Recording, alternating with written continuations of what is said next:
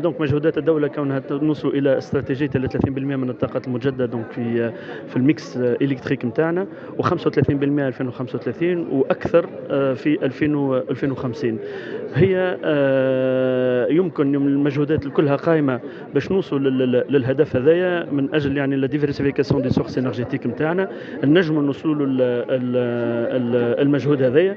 الحاجة الوحيدة اللي لازمنا نقولوا كونه كي نوصلوا للمجهود هذايا راهو باش يبقى غير كافي باش يلبي كافة الطلبات من الطاقة في تونس، على خاطر عندنا ان كروسانس ايكونوميك اي توت الكروسانس ايكونوميك يلزمها هذو الانرجي داريير. 30% او 35% من الطاقات المجددة مش باش يكملوا ومش باش يكفيوا الحاجيات نتاعنا في مجال التطور يعني الاقتصادي في تونس. هذاك علاش يمكن يلزم اليوم نعملوا اكثر ميكسيتي ونكونوا اكثر امبيسيو pour la diversification des sources énergétiques في تونس. احنا اليوم في سيتواسيون كونه عندنا عجز في مجال الطاقه، ولذا ما يلزمناش نقفوا في حد التطوير اللي وصلنا له اليوم مثلا في 35 او اكثر من بالمئة من الطاقات المجدده.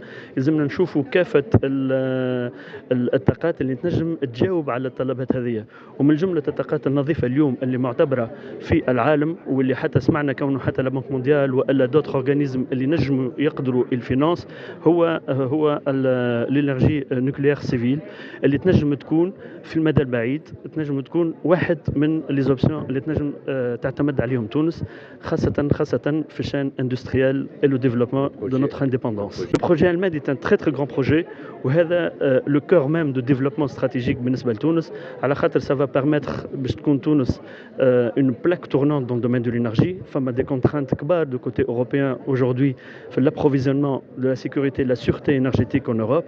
Donc le projet Almed باش يكون un fournisseur d'électricité et d'énergie verte bas carbone بالنسبه للأوروب، واكثر من هكا تونس باش تربح منه. وعندنا les atouts industriels de compétences scientifiques et base industrielle ou une vision et une stabilité qui va permettre لتونس باش تكون une véritable plaque tournante ومش كان juste un pays de transit électrique ou énergétique.